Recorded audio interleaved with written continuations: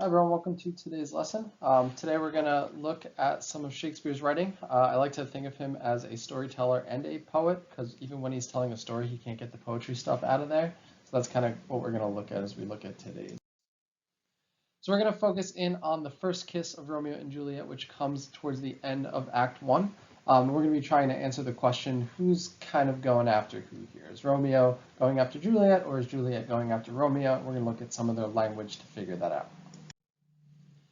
So the first thing we need to do is to look at their back and forth here. And before I give you the answer, I'll give you guys a second to think about this. What do you notice about the format in which their interaction is written? And you might want to go through and count the lines. So if you hadn't guessed, this is written in the form of a sonnet. It's a little bit different than a standard sonnet because we have two different speakers here. So there's a little bit of a line break here. So I'm going to read their back and forth here and be listening for that rhyme scheme that's there, but you can also count the iambic pentameter if you want. There are 10 syllables per line. So Romeo starts us off with, if I profane with my unworthiest hand this holy shrine, the gentle fine is this.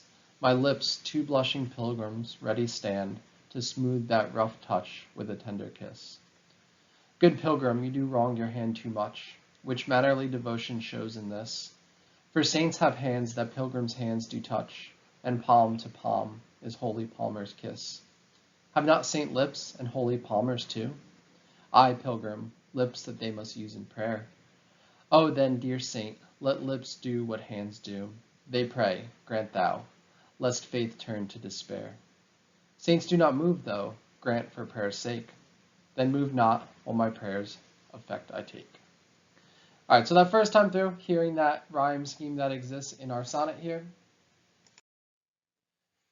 But the next thing I want to think about is, okay, there's the sonnet format, but why break it up this way? Why have Romeo and Juliet go back and forth in it? And also, it's not consistent throughout. The way that those lines are broken up, there's a little bit of a division.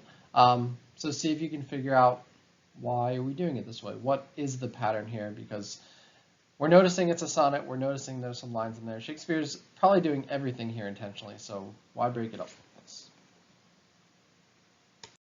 So we know at the end of this scene, they come together and kiss. So the sonnet is kind of written to represent that. And I kind of color-coded each stanza here. You can notice that Romeo and Juliet both kind of start with their own stanza, so they're separate here. They're not together yet. They're kind of negotiating what's going on with their budding relationship here. And then you can see they start passing lines back and forth, Romeo to Juliet to Romeo.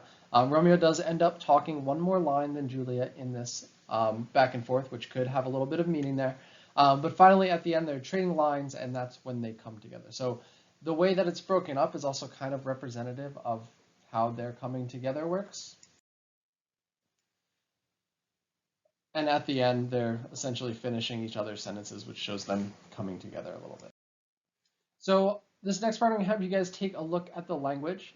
So not only the way it's broken up, but the words that they're using are very specific. And we kind of have two different things going on here. We have a physical aspect that's being discussed and negotiated, and I kind of like to think of this as a negotiation, like they're negotiating whether or not they're going to get together. So we're going to look at all the aspects of this conversation that are physical parts of the negotiation, and then we're going to look at all the aspects that are religious parts of the negotiation, which seems a little bit weird to be bringing these two together, but that's the approach that Romeo and Juliet take in their conversation. So I just did the first two lines. I'll have you guys do the rest of this. But Romeo starts talking about his unworthiest hand. So that's our physical aspect, a body part there. And then talks about this holy shrine. So we bring in a little bit of religion there. So we'll go through and look at the entire thing and then just think about, why is this comparison there? Why do we have this physical against this religious? What's the point of it? So I'll let you guys kind of parse out what are those parts. And then as I talk about some later parts in the stanza that may help you to answer this part of why have this comparison going on here. So once you've done that, you're going to take a look at what are they actually saying. And we're going to try to figure out who's the one actually making a move here. Is it Romeo or is it Juliet? We have some hints because Romeo is the one who's starting this conversation. But if we look a little more closely at what they're actually saying, it can give us a little more to support how the conversation actually goes. So the first one I want to look at is line 4, and take a look at what is Romeo asking to do in this line. And he says, to smooth that rough touch with a tender kiss. So he's not beating around the bush too much, although he's bringing the religion. He wants that physical part. He wants to kiss. And if we look again, they're mirroring each other a little bit in these first two stanzas at Juliet's last line, which would be line 8 of our stanza. And we ask the question, how does Juliet say that saints kiss? And again, we have that religious part coming in. And palm to palm is holy Palmer's kiss. So I'll give you guys a second to see if you can figure out that line.